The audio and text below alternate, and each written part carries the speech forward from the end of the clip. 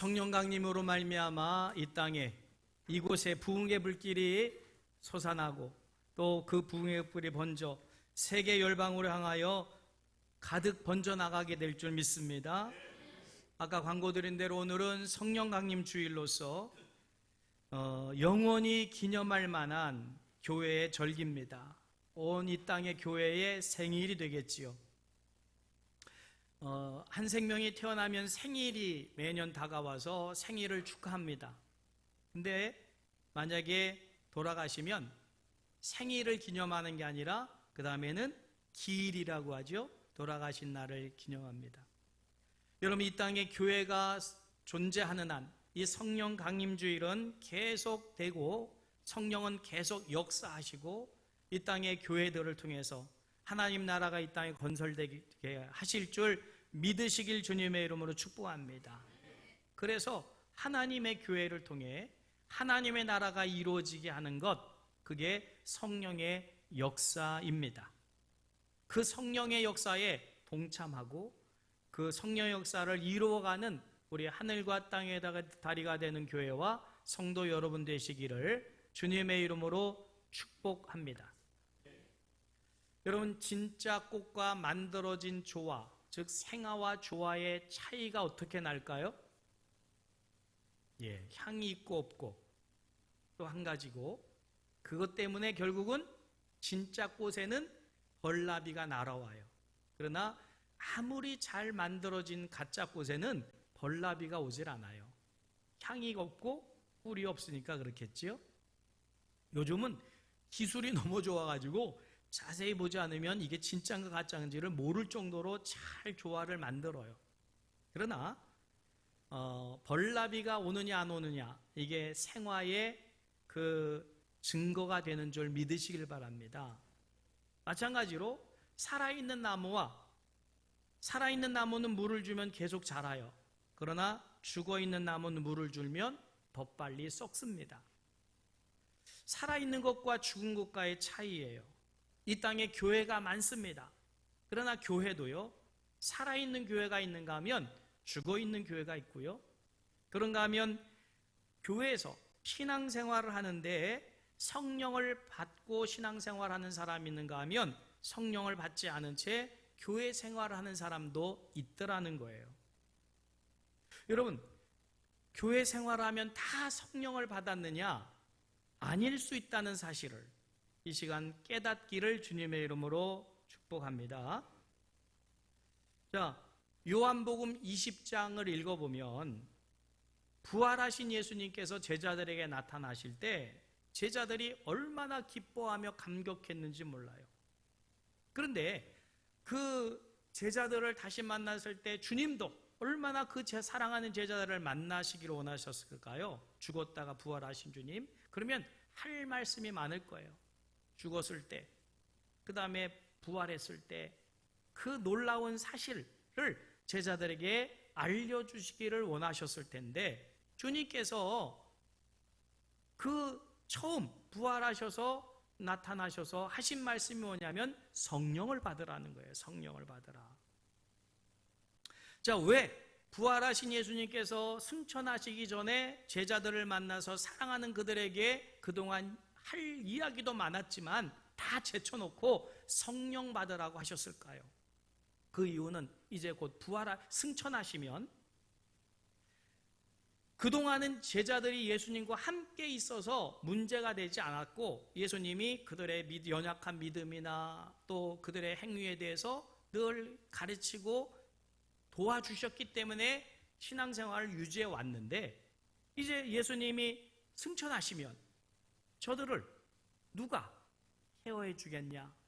그래서 예수님께서 할 말씀도 많으시지만 부활하신 후 처음 공적인 자리에서 성령을 받아라 말씀하신 줄 믿으시기를 바랍니다. 즉 성령이 아니고는 온전한 그리스도인으로서 살아가지 못하기 때문에 성령을 받으라 라고 말씀하셨고, 파스칼이라고 하는 사람은 혼자 결혼할 수 없고 두 사람이 결혼을 하는 것처럼 혼자 크리스천이 될 수 없다라고 말을 했어요. 그 말씀은 신앙생활하는 성도들은 반드시 성령을 받아야 될 줄 믿으시길 바랍니다. 그래야만 성령과 더불어 온전한 그리스도인으로서 살아갈 수 있기 때문에 그런 거지요. 창세기 2장 7절에 보면 하나님이 흙으로 사람을 빚으셨어요. 자, 아직 흙덩어리입니다. 사람의 형태는 가지고 있지만 흙덩어리예요. 흙으로 만든 토용일 뿐입니다. 그런데 그 흙덩어리에 하나님께서 코에 생기를 불어넣으시니까, 영을 불어넣으시니까 그때 비로소 살아나는 생명이 되었다라고 성경은 말씀합니다. 여러분, 하나님이 흙덩어리에게 불어넣으신 것이 성령인 줄 믿으시길 바랍니다. 그때 비로소 사람이 되었다. 오늘 이 성령 강림주일에 여러분의 심령 속에 성령이 쑥 들어오셔야만 그 임재한 이후로부터 우리가 하나님의 나라의 존재로서 이 땅을 살아가게 되는 거예요. 예수를 믿어도 여전히 이 땅의 존재로 머물러서 먹고 마시는 것 염려하면서 신앙생활하는 분들도 많아요. 그러나 성령이 쑥 우리 안에 부어주셔야만, 임하셔야만 하나님의 나라의 존재로 살아갈 수 있는 능력이 있게 되고, 어떤 핍박도 환난도 이겨낼 수 있고, 예수 그리스도를 부인하지 않을 수 있는 온전한 그리스도인이 된다. 이것이 구원의 핵심이 되는 줄 믿으시기를 바랍니다. 그래서 사도 바울은 에베소 교회 성도들에게 성령을 받았느냐라고 묻던 거예요. 이 질문은 오늘 하나님께서 저와 여러분에게 하는 질문인 줄 믿으시길 바랍니다. 성령을 받으셨습니까? 성령을 받으셨다면 축하드립니다. 그 성령이 충만히 역사되기를 주님의 이름으로 축원합니다. 그러나 이 자리에 신앙생활을 오래 하고 어머니 뱃속부터 예수를 믿었더라도 성령의 임재를 경험하지 못한 채 그냥 습관에 의해서, 그냥 분위기에 의해서 교회를 오고 가는 분들도 있다는 거예요. 여러분, 성령을 받았느냐라고 하는 이 질문의 의미를 우리가 생각해 봐야 되는데, 두 가지 측면이 있을 것 같아요. 하나는 성령을 받고 믿는 사람이 있는가 하면 성령을 받지 못한 채 믿는 사람이 있으니까 이 질문을 하게 되는 거죠. 만약에 예수를 믿기만 하면 당연히 성령을 받는 것이라면 이 질문이 필요가 없지요. 이 질문을 할 수도 없는 겁니다. 그런데 이 질문을 바울이 했으니까 이 질문은 예수는 믿지만 성령 체험이 없이 예수를 믿을 수 있다는 말이 포함되어 있는 질문이에요. 그러니까 성령을 받았느냐고 에베소 교인들에게 묻는 거 아닙니까? 오늘 우리 하늘과 땅의 다리가 된 성도들에게도 주님은 물으셔요. 너 성령 받았냐? 라고 물으십니다. 여러분, 내가 성령을 받았는지를 체험하는 은혜가 있기를 주님의 이름으로 축복합니다. 자, 예수님께서 제자들을 택하셨지요? 그리고 그 말씀도 가르치고 제자들과 3년을 함께 하셨어요. 자, 그런데 예수님의 제자들도 예수님과 3년을 동행하면서 믿음을 가졌는데도 불구하고 성령을 받지 못했습니다. 그래서 예수님과 함께 있을 때는 성령하고는 상관이 없었어요. 예수님이 오셨으니까. 그런데 성령 체험을 그러면 제자들이 언제 했느냐? 예수님의 부활 승천하신 이후에 마가다락방에서 별도로 성령 체험을 한 거예요. 그 전까지는 성령 체험을 못했어요. 예수님의 제자들이라 할지라도. 그럼 그들이 예수님을 부인한 사람들입니까? 아니요, 예수님을 열심히 쫓아다니며 기적과 능력과 표적도 다 보던 사람들이에요. 귀신도 내쫓았던 사람들이에요. 근데 아직 성령 체험이 없었다는 거예요. 그래서 예수님께서 승천하시기 전에 이 남겨지는 제자들, 성령 체험을 하지 못한 제자들에게 성령 받으라 말씀하시면서 하신 말씀이 뭐예요? 예루살렘을 떠나지 말고 내게 들은 바 아버지께서 약속하신 것을 기다리라. 요한은 물로 세례를 베풀었으나 너희는 몇 날이 못되어 성령으로 세례를 받으리라 라고 말씀하시면서 기도하라고 모이라고 하신 거예요. 그리고 그 역사로 인해서 마가다락방에서 120명의 성도들이 성령을 받은 줄 믿으시기를 바랍니다. 자, 그러니까 예수를 믿는데 성령이 체험 없이도 예수를 얼마든지 믿을 수 있기 때문에 그렇게 되다 보면 시험에 들 수도 있고 예수를 믿다가도 10년, 20년, 30년 예수를 믿다가도 고무신 거꾸로 신고 예수를 부인하고 세상으로 가는 사람도 있고, 그러니까 어떻게 되느냐? 예수를 믿되 성령을 받으시고 예수를 믿으시길 주님의 이름으로 축복합니다. 즉 성령을 받으라는 것은 성령님을 만나는 것이요 성령님을 체험하는 거예요. 체험적인 신앙이 돼야 될 줄 믿으시길 바랍니다. 우리 대한예수교 장로회 통합 측 총회장을 지내셨던 창원의 양곡교회라고 있어요. 굉장히 큰 교회인데 그 교회 담임 목사님 지용수 목사님이 한 번은 이런 얘기를 했습니다. 자기가 신학생 때 방학 때 창원에 내려가서 부모님과 함께 지내고 있는데 어느 날 아침에 승려가 똑똑똑똑똑똑 두드리면서 대문 앞에서 목탁을 두드리고 있더래요. 왜 두드릴까요? 시주해달라고. 그러니까 이 지신학생이 나가가지고 저희는 시주를 못합니다. 그냥 가세요. 그랬더니 왜 그러십니까? 그래서 우리는 예수님을 믿는 사람들입니다. 그랬더니 이 승려가 나도 예수를 믿었었다고 그러더라는 거예요. 그래서 진짜 예수를 믿었었습니까? 그랬더니 예수를 믿었는데 10년이나 예수를 믿었다는 거예요. 그래서 하도 어이가 없어가지고 아니 10년을 예수를 믿었는데 왜 승려가 됐습니까? 그랬더니 먹고 살려다 보니까 그렇게 됐습니다. 그러더라는 거예요. 그래서 아니 10년을 예수를 믿으면서 그러면 성령을 받았습니까? 그랬더니 성령을 아십니까? 그랬더니 성령은 안다는 거예요. 그러면 받았습니까? 그랬더니 내가 성령을 받았으면 이러고 있겠습니까?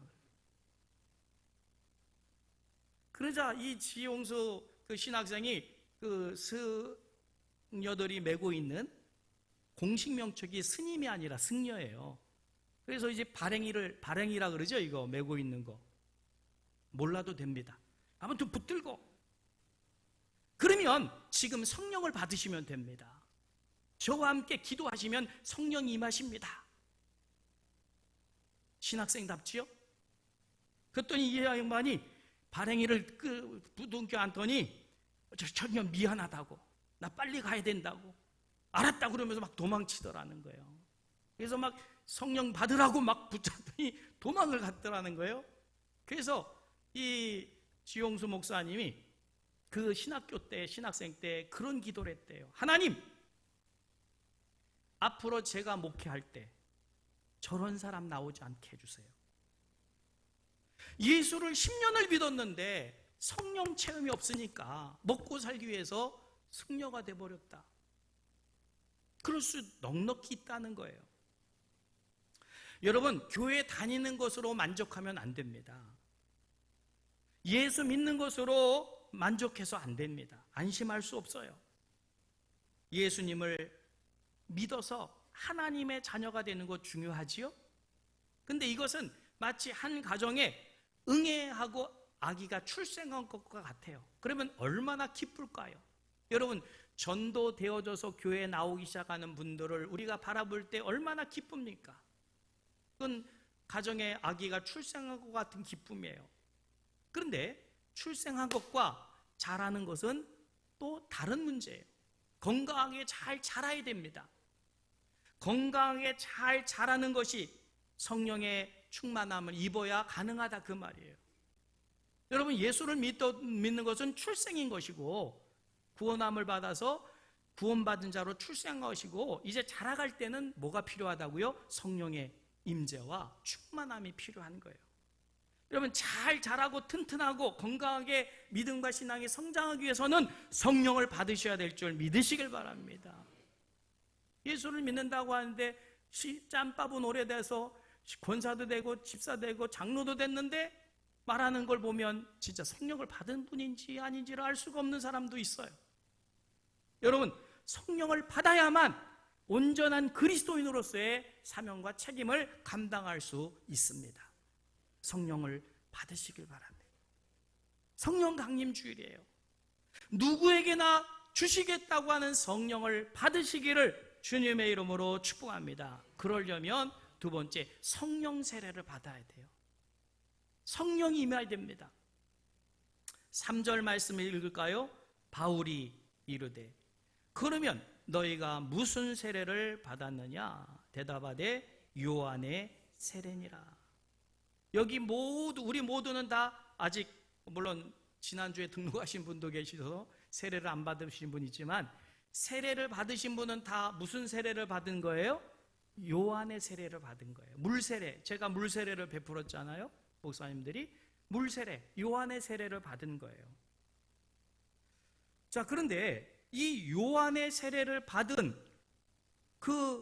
에베소 교인들에게 지금 바울이 뭐라고 말하는 거예요? 세례를 받으라 라고 하면서 예수의 이름으로 세례를 다시 줬다는 거예요. 이거는 성령 세례를 말합니다.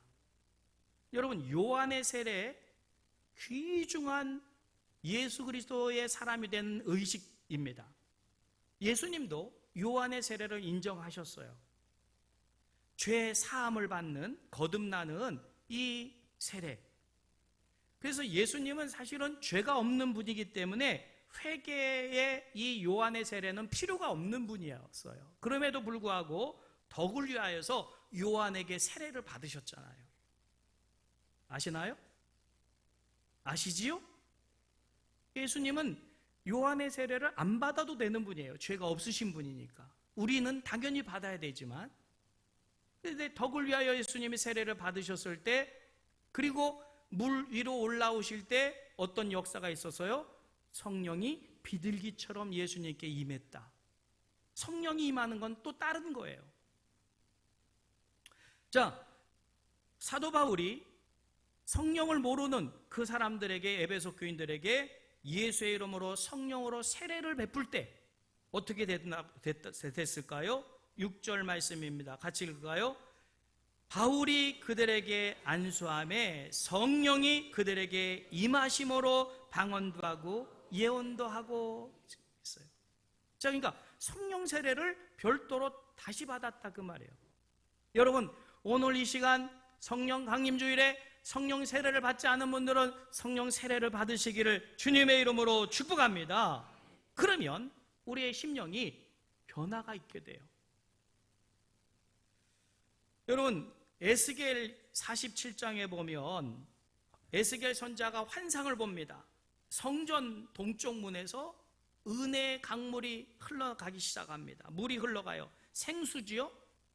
이 물이 흘러가면서 물길이 생기는데 1,000척, 여기부터 여기까지 1,000개를 재어서 물을 깊이를 재어보니까 물 깊이가 얼만큼이요? 발목만큼 되었다. 그것까지는 안 됩니다. 그래서 1,000척을 더 가서 물을 재었더니 얼만큼? 무릎까지 되었더라. 그것 가지고도 안 됩니다. 1,000척을 더 나가서 쟀더니 물 깊이가 허리까지. 그것 가지고도 안 됩니다. 그래서 또다시 1,000척을 갔더니 그때는 물에 잠기게 되었다. 이게 성령의 충만이에요. 여러분, 성령의 충만함을 받아야만 발목으로 물이 있을 때는 내 말대로 막 차박차박 가고 싶은 대로 다 가요. 무릎까지 와도 여전히 내 맘대로입니다. 허리까지 와도 좀 부자연스러워도 자기 맘대로예요. 완전히 잠겨야만 물길에 휩쓸리는 거죠. 여러분, 이번에 헝가리 부다페스트에서 안타까운 사건이 발생했는데 물이 비로 인해서 강물이 불어나고 물살이 거세가지고 물에 잠기니까 자기 스스로 헤엄치지를 못하는 상황 속에서 희생당한 안타까운 분들이 얼마나 많았어요. 여러분, 성령의 충만은 잠기는 거예요. 성령에 충만히 잠겨서 내 의지, 내 경험, 내 지식이 아니라 성령께서 인도하신 대로 순종하는 것이 성령의 충만함의 세례인 줄 믿으시길 바랍니다. 그렇다면 여러분은 어떤 상태입니까?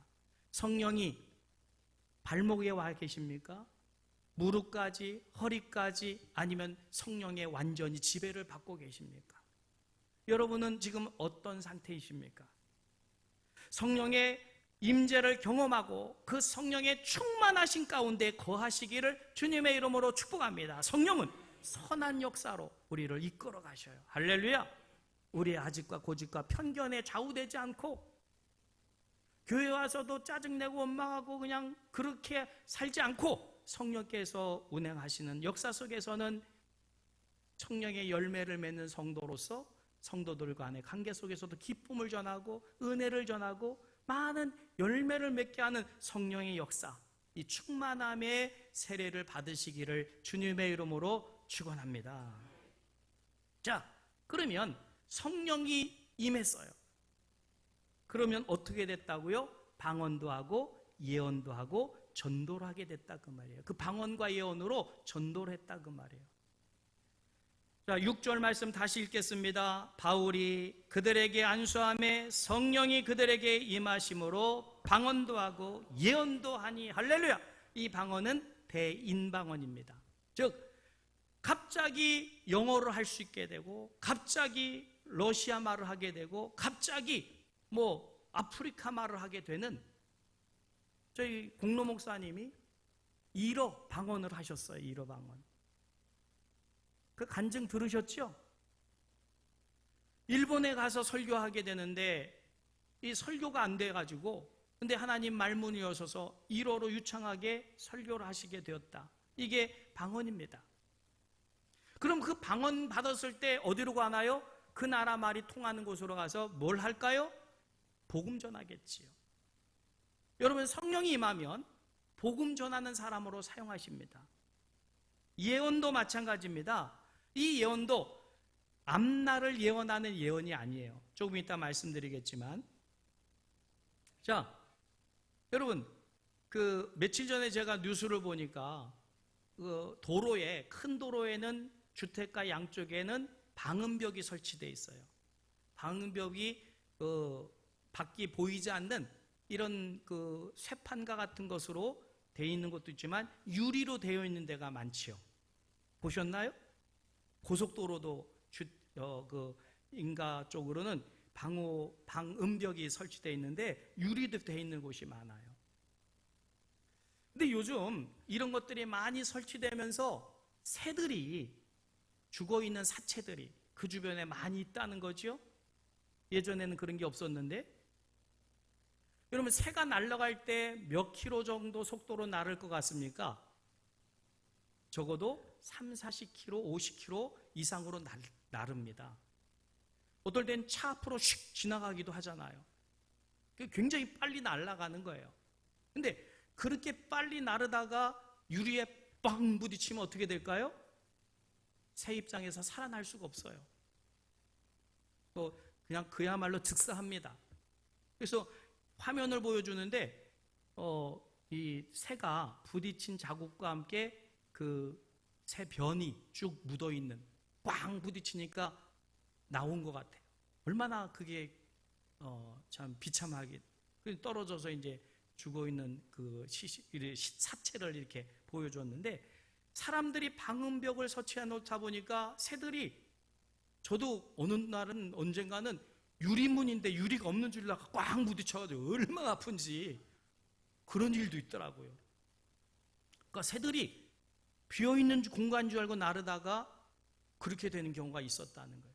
근데 해외 토픽에도 그런 일이 있었어요. 스웨덴의 칼스타트 대학교라고 있는데 어느 날 그 학교에 자꾸만 새들이 막 수십 마리씩 수백 마리씩 막 날라오더니 학교 교실 창문을 들이받고 떨어져 죽더라는 거예요. 그러니 학교 당국에서 궁금한 겁니다. 도대체 이 새들이 어디서 왔으며 무슨 이유로 학교 창문에 부딪혀 자살 소동을 벌이나. 그래가지고 조사를 했더니 그 학교 앞에 마가목이라고 하는 나무 열매가 맺어 있는데 그것이 발효가 됐어요. 떨어져 가지고 발효가 돼 가지고 술 기운이 있는 거예요. 술, 알코올로.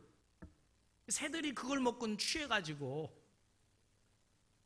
막 날아다녀 와서 부딪히고는 떨어져 죽은 거죠. 그래서 이제 그 마가목의 열매들, 발효된 열매들 다 치웠다는 거죠.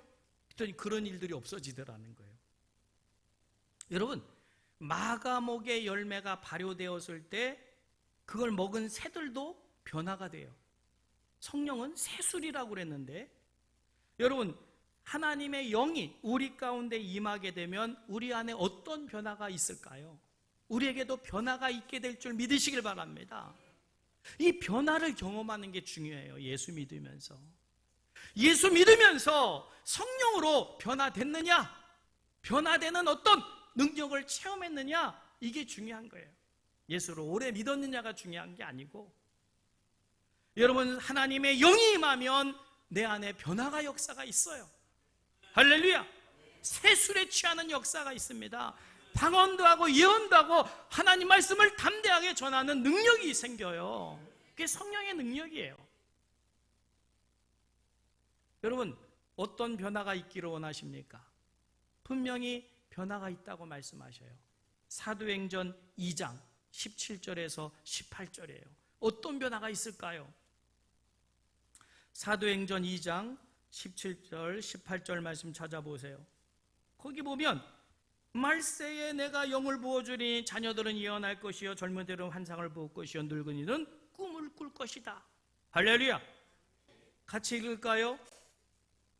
같이 읽겠습니다. 시작.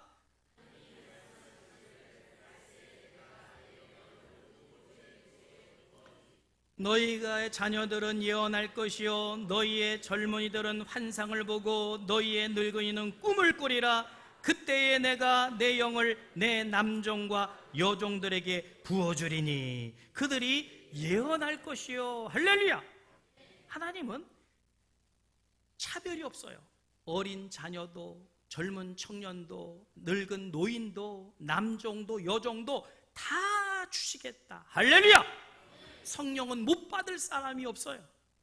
사모하시기를 바랍니다. 그러면 누구에게나 주시겠다. 할렐루야. 그러면 그 성령을 왜 못 받습니까? 그리고 그 성령의 충만함을 왜 체험을 못합니까?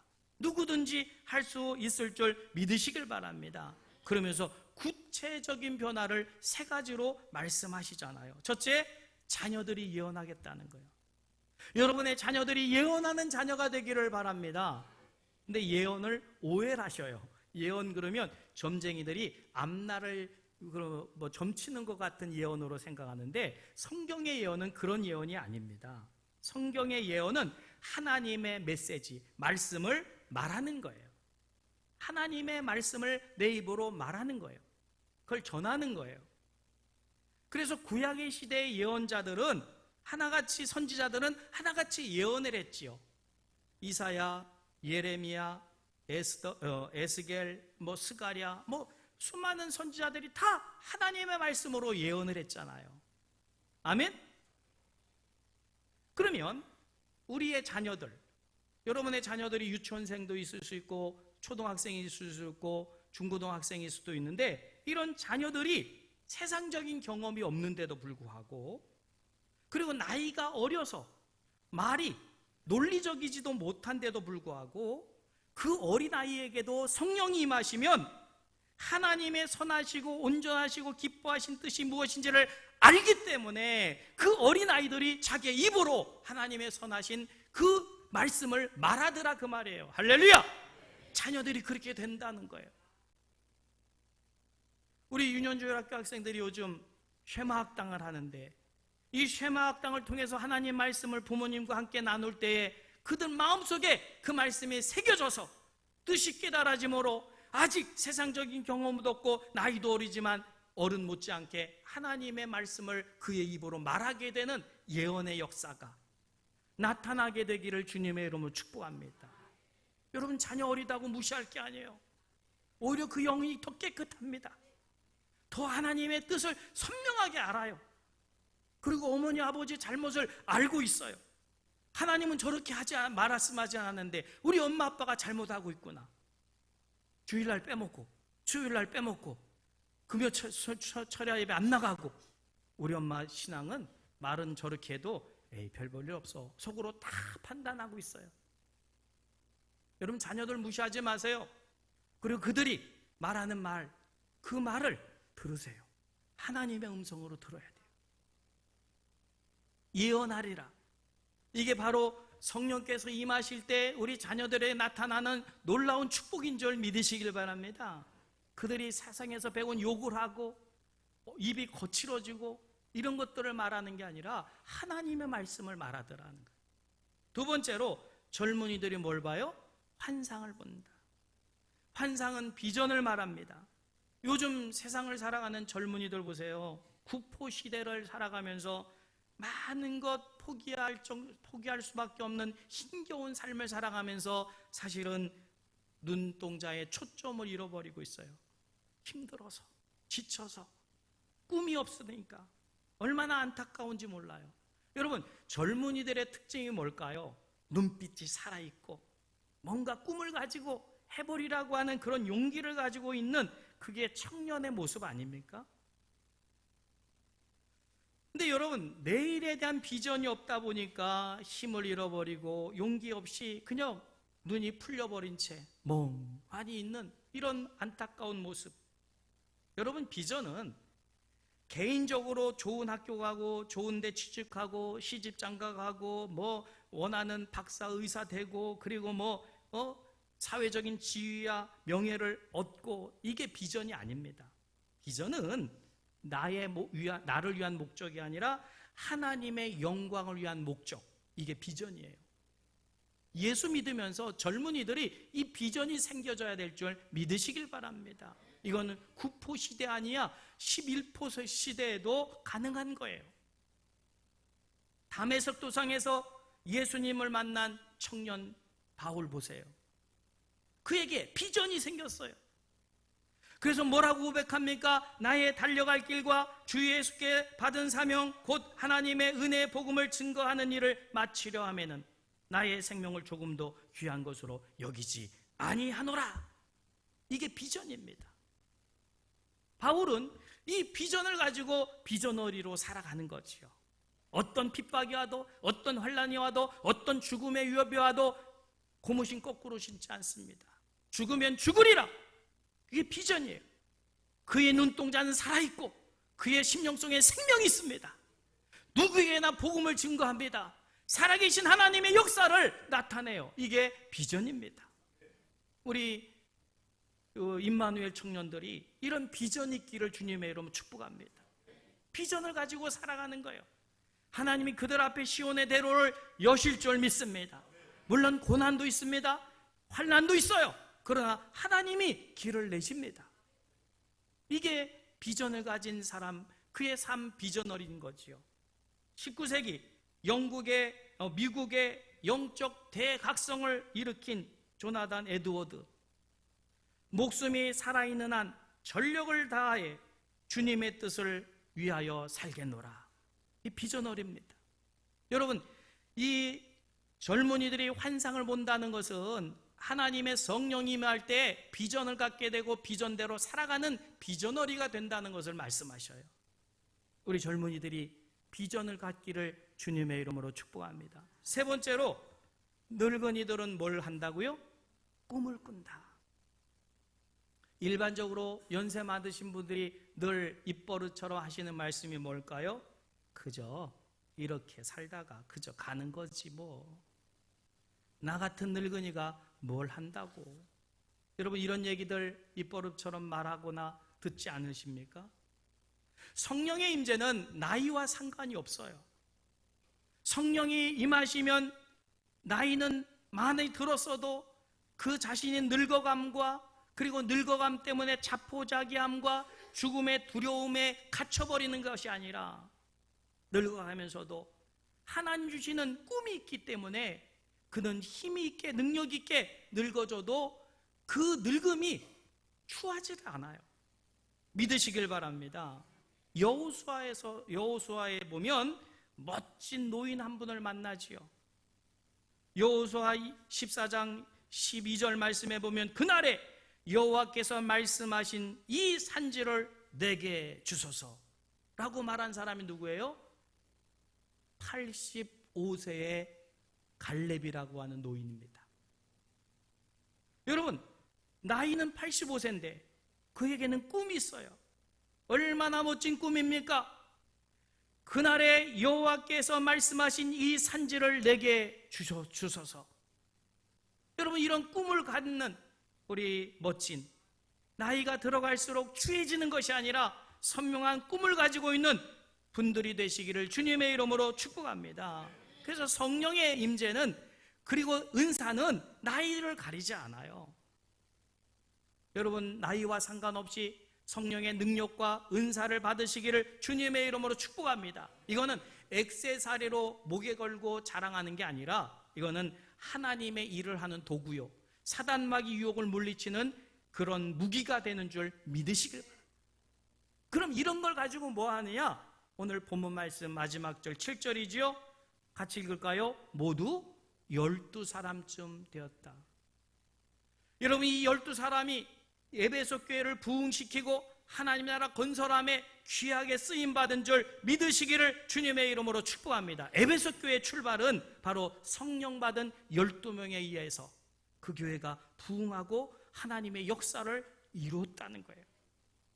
이 성령 강림주일에 성령의 충만함을 입은 바로 여러분들이 하늘과 땅의 다리가 되는 교회에 성령을 받은 12사람이 되시기를 주님의 이름으로 축복합니다. 그래서 우리 교회를 통해서 하나님의 나라가 이루어지고 하나님의 나라가 확장되고 세계 열방이 주께로 돌아오는 이 놀라운 꿈을 꾸는 자로 이 세상을 살아가는 멋진 그리스도인이 되시기를 주님의 이름으로 축복하면서